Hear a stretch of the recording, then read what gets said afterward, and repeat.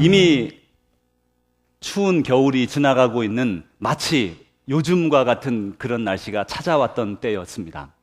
예수님과 제자들이 그들이 주로 활동하던 무대인 나사렛에서부터 또 갈릴리 호수가로부터 예루살렘으로 함께 올라가고 있었습니다.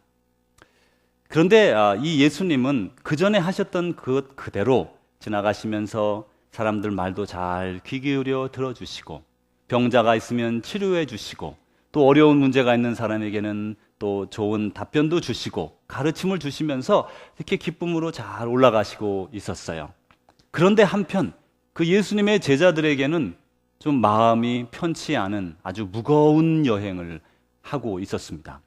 예수님은 전혀 동요가 없으신데 예수님의 제자들은 지금 상당히 불편하고 무거운 마음으로 그저 대동에서 할 수 없이 예루살렘으로 가고 있었습니다.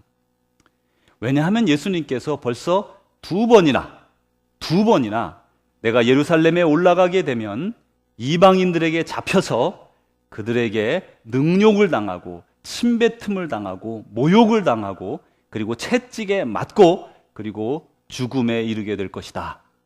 그리고 죽은 지 사흘 만에 내가 다시 살아날 것이다 라고 몇 번 말했다고요? 벌써요? 두 번. 벌써 두 번이나 말을 했거든요. 이 제자들은 잘 압니다. 예수님이 허튼 말을 하는 분이 아니거든요.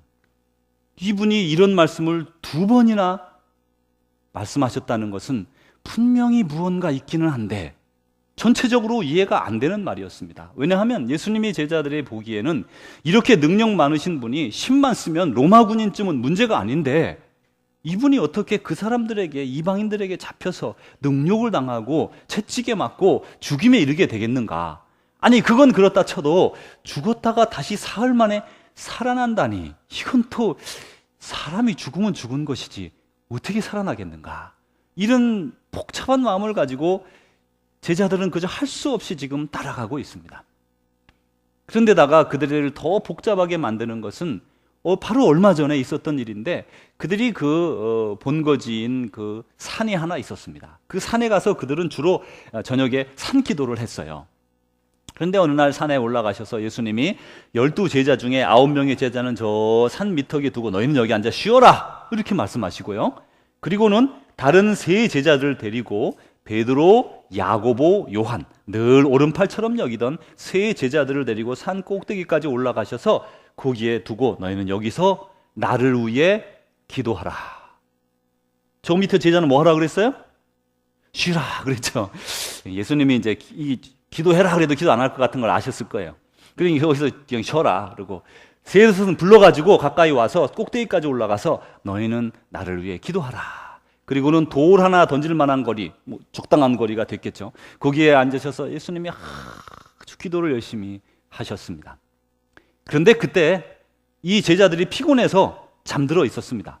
갑자기 예수님이 기도하시는 그 광경에 모세와 엘리야 두 사람이 나타나서 그들이 얘기를 나누는데 베드로가 그 빛에 놀라서 눈을 떠보니 모세와 엘리야 그리고 그가 예수님과 함께 대화를 나누고 있는 것이었어요. 근데 무슨 대화를 나누는가 하면 예수님이 예루살렘에 올라가서 어떻게 돌아가실 것에 대해서, 어떻게 죽을 것에 대해서 얘기를 나눴다는 말이에요.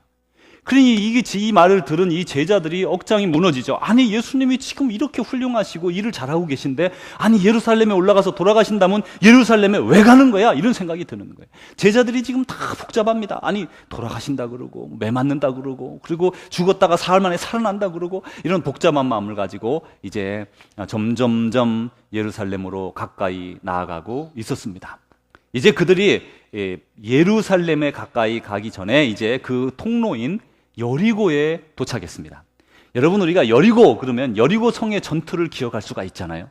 이스라엘을 애굽에서 탈출했던 이스라엘 백성들이 돌고 돌아 40년을 돌아 이스라엘로 들어갈 때 어디로 들어갔느냐? 바로 여리고를 치고 들어갔거든요.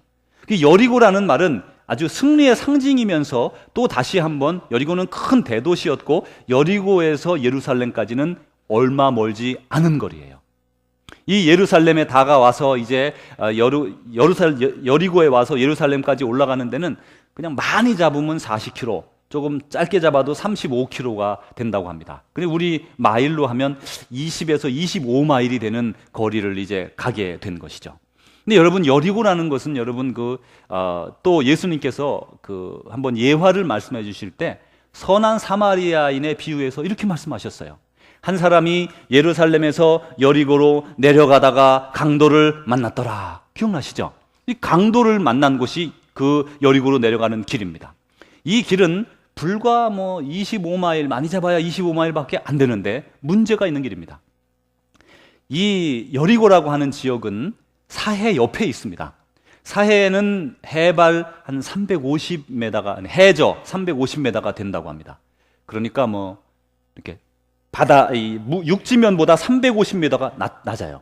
여리고는 그나마 조금 나서 250m라고 합니다. 그러니까 땅으로부터 250m 밑에 있고, 예루살렘은 673m예요, 고지가. 그러니까 생각해 보세요. 길은 짧은데 마이너스 250 플러스 673. 그러니 이 길은 짧고 얼마나 길이 험했는지 여러분 생각할 수 있을 거예요. 불과 25마일 길에 이렇게 높은 고지를 올라가야 되었죠.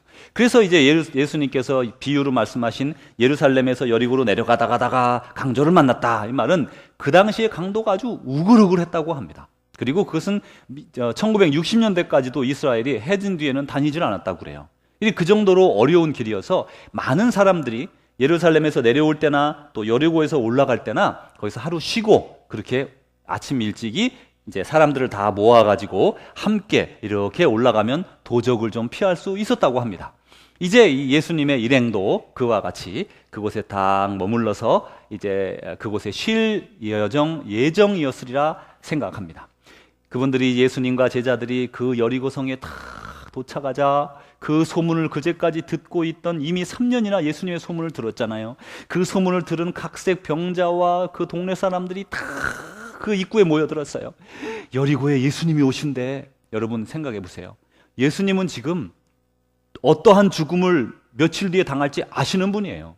근데 그분이 지금 그 길을 태연히 이렇게 올라가고, 예수님의 제자들은 막 마음이 불안하고 어떻게 할 줄 모르고 그러는 가운데 여리고에 이제 환영 행렬을 맡게 되었습니다. 여리고에 갔더니 동네방네 사람들이 다 나와서 예수님이 어떤 분인가 또 보려고 하고, 전에 봤던 분들도 또 만나기를 원하고, 이래서 가득 모여들었다고 그래요. 이제 모여들었는데 그 중에 키가 작은 한 사람이 있었다고 합니다. 그 사람은 부자였다고 합니다. 근데 이 사람이 부자였음에도 불구하고 사람들이 워낙 많아서 앞이 보이지도 않을 뿐더러 보인다 하더라도 가까이 갈 수 없잖아요. 그래서 이분이 사모하는 마음으로 나도 저분을 좀 잘 봤으면 좋겠는데 어떻게 하면 될까, 이렇게 생각하다가 이제 그가 그 옆에 있던 돌 무화과 나무에 올라가기로 했습니다. 예수님이 저 길을 통해서 이렇게 길로 쫙 오실 텐데 그 길 중간에 있는 돌 무화과 나무 위에, 그 무화과와 돌 무화과 나무가 있는데, 이건 상당히 이스라엘은 키가 커요, 무화과 나무가. 그리고 그 위에 주로 그 당시 천한 직업을 가진 사람을 이제 두 가지 정도로 생각을 했는데, 하나는 양치는 사람들입니다. 우리가 양치는 목자는 상당히 이렇게 교회에서 목자로서 인정을 받지만, 이스라엘에서 목자라는 말은 상당히 천한 직업이었습니다. 생각해 보세요. 집에 가족들하고 같이 잠을 잘 수가 있습니까? 집에서 지낼 수가 있습니까? 그저 자기가 맡은 다른 사람의 양떼를 잘 데리고 나가서 그냥 한철 내내 돌다가 겨울에 들어와서 집에서 쉬고 또 돌아다니고, 이런 생활을 하는 얼마나 힘든 일이었겠습니까? 그런데 그 문헌에 보니까 이런 양치는 사람들이 주로 남의 양을 쳤다고 하거든요. 자기 양을 치는 게 아니라 남의 양을 위탁받아서 치는데, 이제 이 양을 집에 두고 우리에 가두고 돌아다닐 필요가 없을 때에는 뽕나무에 올라가서 뽕나무 가지치기를 한다든지 뽕나무를 관리하고 하는 일을 했다고 합니다. 그래서 여기 이런 뽕나무에 올라간다든지 하는 것은 어린아이나 혹은 천민들이나 하는 일이지, 이렇게 좀 유지인 이 사람이 할 일은 아니었습니다. 그런데 그는 세리장으로서 부유하고 아주 그 지역의 유지였지만, 예수님을 보고 싶은 마음으로 예전에 나무 뽕나무라 그랬죠? 이 돌무화과 나무 위에 탁 올라가서 예수님을 탁 기다리고 있었어요. 여러분 그 간절한 마음을 한번 생각해 보세요. 예수님 나도 좀 만나보고 싶은데 어떻게 하면 예수님을 만나볼 수 있을까? 그리고 간절한 마음으로 그 위에서 이렇게 내려다보고 기다리고 있었습니다. 이때 예수님께서 그 길을 저쪽으로부터 걸어서 투벅투벅 오시죠.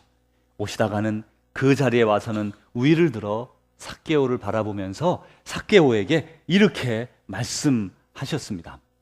너희는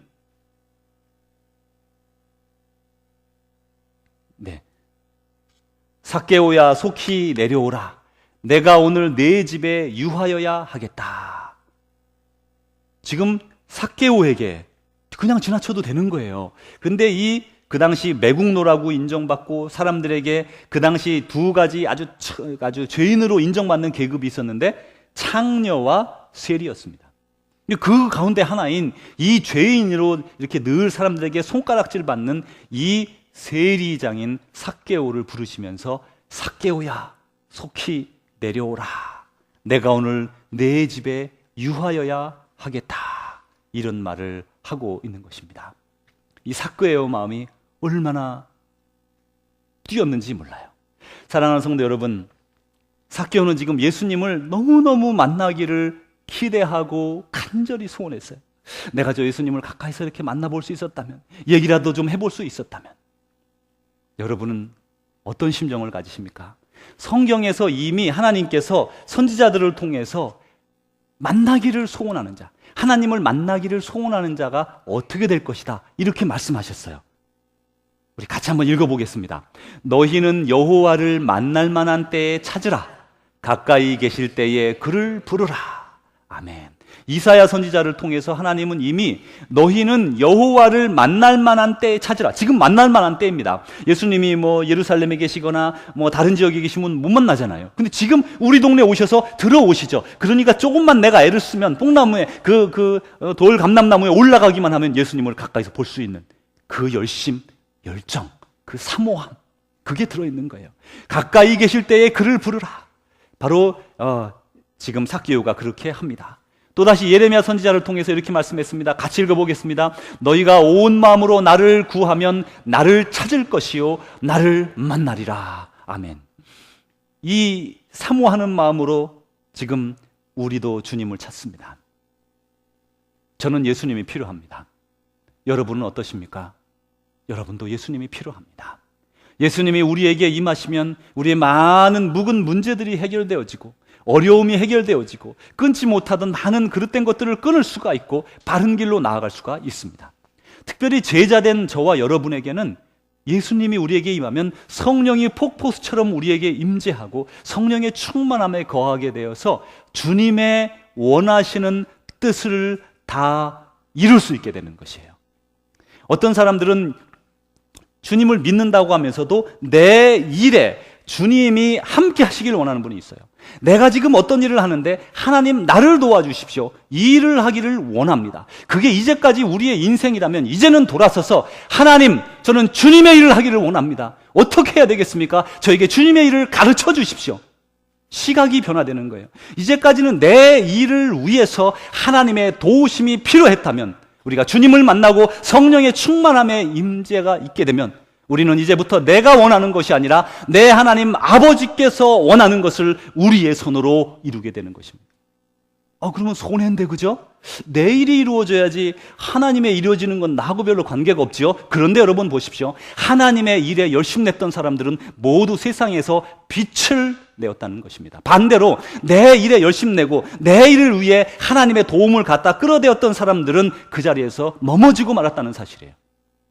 진정한 우리 인간의 행복은 내 손에 내 생각대로 그것을 이루는 그것이 은혜가 아니라 하나님의 일을 내가 이루어 나갈 때 내 인생도 높여진다는 것을 성경을 여러 사람들을 통해서 우리에게 말씀해 주셨습니다. 이제 삭개오에게 와서 너는 내려오너라. 내가 오늘 너희 집에 유하여야겠다. 이제 삭개오가 깜짝 놀랐습니다. 여러분, 삭개오는 세리장이라고 말했습니다.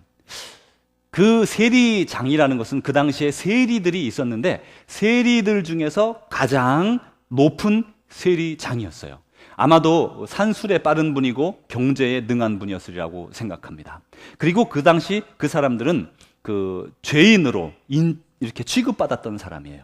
근데 이 사람들은 어떻게 일을 했는가 하면, 당시 로마 시대에, 예수님 살던 시대에 이 세리들은요, 이 돈을 먼저, 예를 들면 밀리언, 우리 지역에 대해서 밀리언을 먼저 모읍니다. 자기가 가지고 있는 돈을 상납합니다. 로마 정부에 상납하고 밀리언을 각 가정에, 이 집은 10,000불, 이 집은 5,000불 배당합니다. 그러니까 그런 배당할 수 있는 권리를 가진 사람이 세리예요.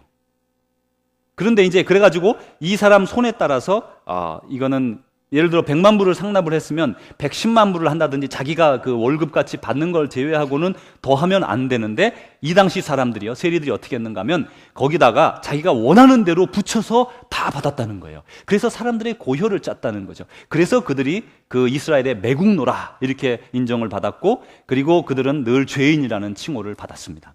이제 이 세리였던 자기에게, 아니 이 여리고에 얼마나 많은 유지가 있고 얼마나 많은 좋은 사람들이 있고 인정받는 사람들이 있는데 어떻게 예수님이 나에게 말씀하시며 우리 집에 유하겠다고 하겠는가? 그는 감격하면서 감사하면서 그 감람나무에서 쫓아 내려와 그를 모시게 되었습니다.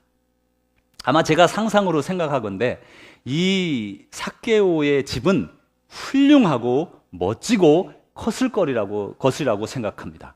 세리들만 해도 당시에 상당한 부자였는데, 세리가 아니고 누구라고요? 세리장이에요. 이건 세리장은 이 모든 지역들을 다 관할해서 한 이 그 큰 금액을, 아마 어마어마한 금액이었겠죠. 그것을 모아서 로마로 보내는, 정말 무지하게 큰 금액을 감당하는 산술적으로 아주 밝은 그런 세리장이었습니다. 그리고 얼마나 부자였겠습니까? 그래서 집을 크게 짓고 훌륭하게 짓고 아주 잘 해놨을 거예요. 거기에 이제 예수님을 모시게 된 거죠.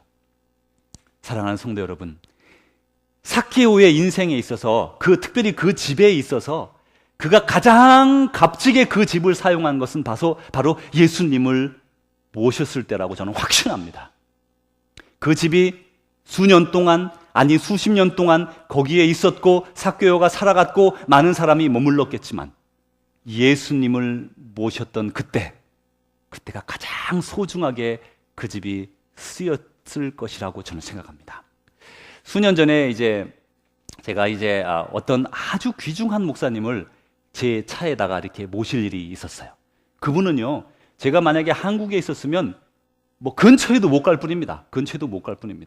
혹시 그 교회를 제가 찾아갔다 하더라도 저 뒤에서 그 스크린으로나 자세히 볼 수도 없는 그런 훌륭하고 인기 있는 한국의 정말 그냥 가장 유명한 목사님 중에 한 분이세요.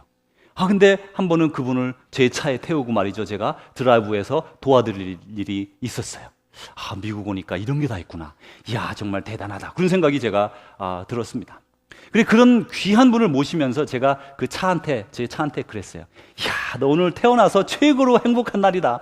네가 이런 분을 다 모시고, 그 차는요, 정말 가장 위대한 분을 모시고 그게 그 인생의 경력이 된 거죠.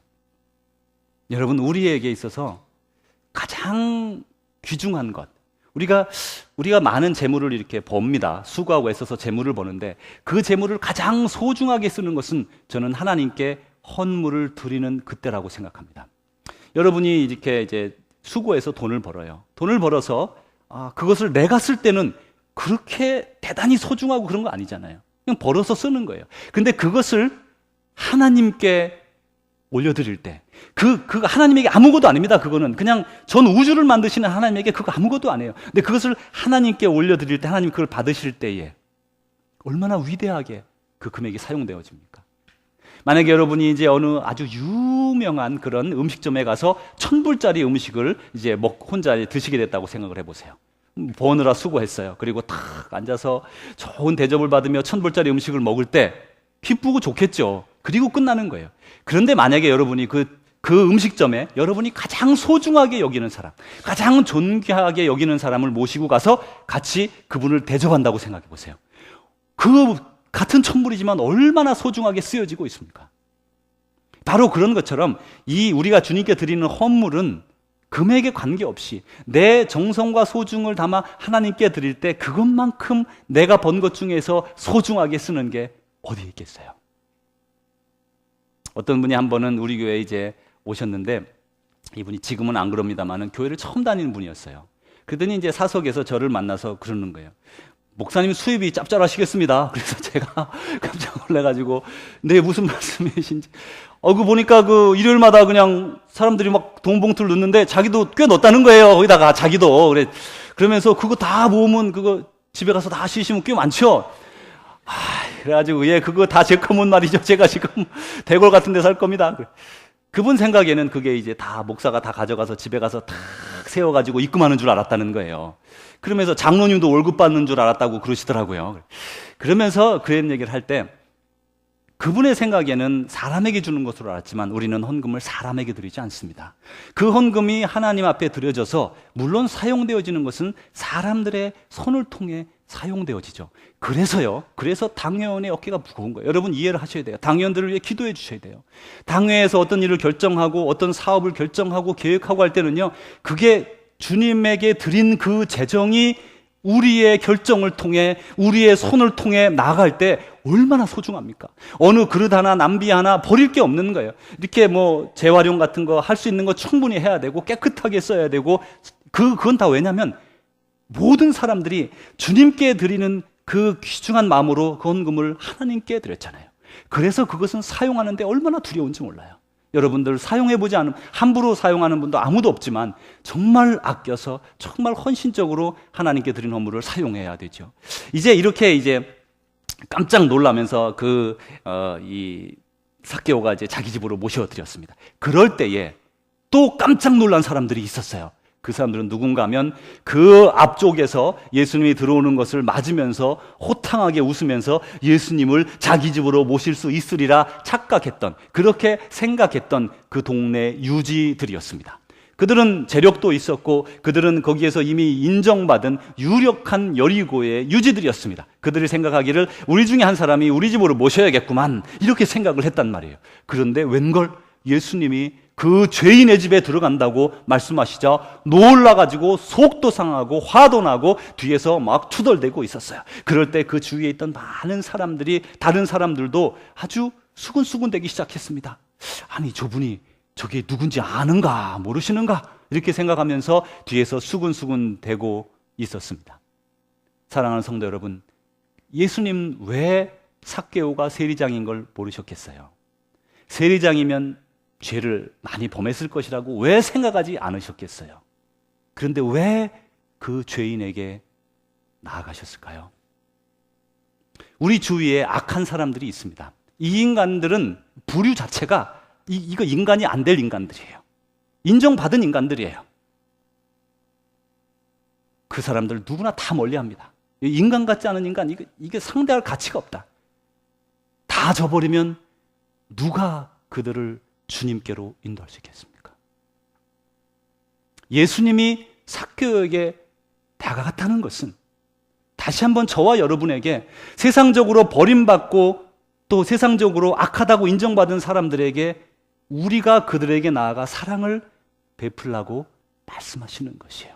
그들과 영합해서 그들과 같이 악한 일을 하라는 말이 아니에요. 그들은 버려진 사람들입니다. 사회에서 버려졌고 사람들에게 버려진 사람들이에요. 그들에게 우리가 나가야 되는 거예요. 그래야 그들이 돌아서서 하나님 앞으로 나올 수 있는 겁니다. 쉽지 않은 일일 것입니다. 그러나 주님이 모범을 보여주신 것처럼 우리가 그들에게로 나아가서 죄악 가운데 있는 그들에게 예수님을 전해드리고 그들을 사랑으로 맞아주고 그리고 그럴 때 그들이 돌아서서 예수님 닮은 사람으로 변화될 수 있는 것이죠. 다시 계속해서 이 삭개오가 나아가면서 감격하면서 예수님이 삭개오의 집에 들어갔어요. 근데 삭개오가 음식을 대접하면서 감사하다고 말씀도 드리고 그럴 때 예수님이 좋은 말씀으로 그에게 말씀해 주시고 또 그의 인생을 변화시키는 그런 능력의 역사를 그에게 나타냅니다. 그때에 이 예수님이 삭개오를 끌어안으면서 이렇게 말씀하시죠. 사랑하는 내 아들아, 사랑하는 내 아들아. 삭개오는 이제까지 그 동족에게 늘 매국노라느니 수전노라느니 욕을 먹고 늘 그렇게 살았습니다. 그는 인생으로는 성공한 사람이었어요. 많은 재물을 얻은 큰 부자였습니다. 세리 하나 정도가 아니라 세리장이었습니다. 그 지역의 유지였습니다. 자기 마음대로 어느 가정에든지 세금을 매겨서 그들을 괴롭힐 수도 있고 그들을 도와줄 수도 있는 능력 있는 사람이었습니다. 그런데 사람들에게 버림받듯이 늘 정말 이렇게 나쁜 눈초리를 받고 살았던, 인생에 많은 것을 가졌지만 그러나 인생의 완성을 이루지 못했던 그런 안타까움 가운데 있던 그 삭개오, 주님의 사랑 가운데 묻혀서 그가 이렇게 고백합니다. 주님 보십시오. 내 소유의 절반을 가난한 사람들에게 주겠습니다. 여러분, 여기서 먼저 이 삭개오는 재정에 밝은 분이라는 걸 알아야 됩니다. 삭개오는 세리장입니다. 세리는 자기 지역에 어느 해당된 구역에 그 재정을 미리 결정해서 세금을 바치고 거기에다가 이제 각 가정에 부여해서 그거보다 많은 세금을 받아내는 거죠. 그런데 그 많은 전체 지역을 다 감당하는 세리장이었던 삭개오는 이 모든 것을 다 잘 맞출 수 있는 아주 비상한 재정적인 능력을 가진 사람이었어요. 요즘 우리 시대에도 누구나 다 돈을 벌려고 합니다. 그런데 이 삭개오도 분명히 그 당시에 이자를 받았거나 혹은 사업에 투자했거나 여러 가지 방법을 통해서 재정을 많이 늘렸을 겁니다. 지금 우리에게 그런 방식이 있는 것처럼 그 당시에도 분명히 재정을 증식하는 방법들이 있었을 거예요. 그래 그것을 통해서 재정을 많이 증식을 시켜놨습니다. 그런데 뭐라 그럽니까? 그렇게 땀 흘리고 애써서 벌어놓은 재산의 절반을 가난한 자들에게 주겠다고 말합니다. 그리고 또 계속해서 말합니다. 또 내가 누구에게서 강제로 빼앗은 것이 있으면, 여러분 강제로 빼앗은 게 있을까요? 없을까요? 많을 겁니다. 아마 많을 겁니다. 많은 경우에 이렇게 더 많이 세금을 부과한다든지 이런저런 모양으로 해서 분명히 뺏은 게 많을 거예요. 그럴 때 뭐라 그럽니까? 4배로 하여 갚아주겠습니다. 이렇게 말을 하죠. 이 4배라는 것은, 이것은 구약에서 나오는 것인데 출애굽기 22장에 보면 이렇게 되어 있어요. 만약에 어떤 사람이 양을 한 마리 훔쳐갔는데 양이 이제 벌써 죽었거나 팔았거나 이렇게 해서 없어요. 그러면 그것의 4배를 갚아줘야 됐어요. 근데 양을 남의 걸 훔쳐왔는데 우리 집에 있습니다. 그러면 그것의 2배를 갚아줘야 됐어요. 근데 지금 이 삭개오는 2배, 4배 둘 중에 작은 것을 선택하고 싶었을 터인데 그가 어떻게 변화되었는지, 내가 남에게서 강제로 빼앗은 것이 있으면 4배로 갚겠습니다. 말씀 그대로 갚겠다고 약속하고 있습니다. 진정한 회개는 이런 것입니다. 많은 사람들이 회개를 생각할 때에 하나님 죄송합니다. 잘못했습니다. 용서해 주십시오. 다시는 그렇게 하지 않겠습니다. 그러면서 자기가 해놓은 짓, 자기가 한 것 때문에 손해본 사람, 자기가 입힌 피해, 그것에 대해서는 싸그리 잊어버리는 그런 경향이 있어요. 하나님이 나를 용서해 주셨으니 나는 다 끝났다. 그러나 그것은 성서적이지 않습니다. 성서적으로는 하나님께서 우리를 용서해 주셨죠. 우리 죄를 용서해 주셨어요. 그런데 그 이후에 우리가 하나님의 말씀에 합당하게 우리가 잘못한 것에 대해서 사과하고 우리가 잘못한 것에 대해서 보상하는 것이 온전한 화해의 길임을 말해주고 있는 것입니다. 사랑하는 성도 여러분, 여러분도 지금은 어떻게 행동하고 있습니까? 내가 잘못한 것은 그저 남에게 상처를 줬든지 남에게 그릇 행했든지 남의 것을 훔쳤든지 어떻게 했든지 그것을 그냥 주님 잘못했습니다 그런 것으로 끝내고 마는지, 사람에게 나아가 직접 내가 잘못 행한 것을 그들에게 보상하고 채워주고 있는지 스스로를 다시 한번 돌아봐야 하겠습니다. 이제 예수님께서 이 귀한 집에 구원이 이르렀다 이렇게 말씀하셨어요. 삭개오, 그는 주님을 만나기 전까지 세리장이었고 그의 인생의 목표가 재물과 돈에 고정되어 있던 사람입니다. 그의 인생의 목표는 오직 단 하나, 어떻게 해서든지 잘 사는 것이었습니다. 그런데 지금 예수님을 만나고 난 이후에 그의 인생은 송두리째 변해버려서 내가 어떻게 하면 주님처럼 살아갈 수 있을까? 내가 어떻게 하면 하나님의 사람으로 이 땅에서 하나님의 뜻을 이룰 수 있을까? 그런 사람으로 변화된 것입니다. 사랑하는 성도 여러분, 저와 여러분도 주님을 만나면 그런 사람으로 변화되는 것입니다. 아직까지 여러분 중에 주님을 만나지 못한 분이 있습니까? 간절히 사모하십시오. 여러분 중에 모태신앙인 자가 있을 겁니다. 저도 모태신앙입니다.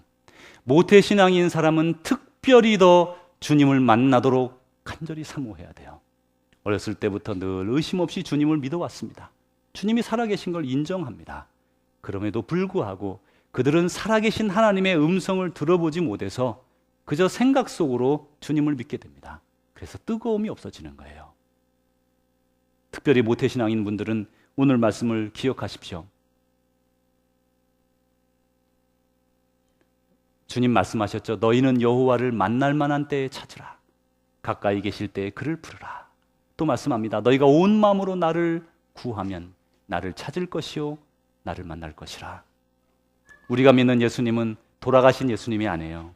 우리가 믿는 예수님은 살아계신 예수님입니다. 그분은 살아계셔서 우리에게 응답하시고 우리에게 말씀하시고 우리를 선한 길로 인도하시고 우리가 느끼든지 못 느끼든지 그분은 지금도 우리와 함께 하고 있습니다. 여러분의 삶이 주님 앞에 온전히 이끌림 받고 또 주님의 뜻이 여러분의 뜻이 되어서 여러분의 인생이 이 땅에서 아름답게 꽃피어지기를 주님의 이름으로 축복합니다. 기도하겠습니다. 하나님 아버지 감사합니다. 하나님의 은혜 가운데 삭개오가 주님을 만남으로 그의 인생이 돌변했던 것처럼 우리도 주님을 만남으로 새로운 인생으로 거듭나고 더 믿음에 충만하며 성령에 충만한 사람으로 거듭나기를 소원합니다. 소원하는 우리들 마음에 주님 만나 주옵소서, 깨워 주옵소서, 새롭게 하여 주옵소서. 예수님 이름으로 기도하옵나이다. 아멘. 사랑하는 주의 제자 여러분, 우리 주님께서 우리를 그윽한 눈으로 바라보시며 우리에게 다가오십니다. 그분은 우리의 주인이시고 우리에게 인생을 허락하셨고 오늘에 이르기까지 그분이 간섭하지 아니한 것이 하나도 없을 것입니다. 모든 것이 주께로부터 왔음을 고백하시고 앞으로 남은 인생 동안 정말 하나님을 기쁘시게 해드리는 그 귀한 일을 감당케 해달라고, 하나님의 마음이 내 마음이 되게 해달라고, 아버지의 뜻이 나의 뜻이 되게 해달라고 간구하십시오. 여러분의 인생에 만족이 찾아올 것이고 여러분의 인생은 하나님의 손에 붙들려 아름답게 꽃 펴질 것입니다. 사랑하는 성도 여러분, 인생은 두 번 오지 않습니다. 우리에게 주어진 이 남은 시간은 하나님의 영광을 위해 살아갈 때에 여러분의 가정도 여러분 자신도 더욱더 복되고 또 놀랍게 사용되어질 것입니다. 이제는 우리 구주 예수 그리스도의 은혜와 하나님의 사랑하심과 성령님의 교통하심이 오늘도 주님을 기다리며 간절히 사모하며 주님의 그 선하심을 맛보기를 소원하는 거룩한 주의 백성들 위해, 또한 사랑하는 우리 조국 대한민국과 사랑하는 이 땅 미국 땅과 사랑하는 독일 땅과 전 세계 방방곡곡 주 예수 그리스도 안에서 형제자매 된 모든 이들 위해 이제로부터 영원히 함께 하시기를 축원하옵나이다. 아멘.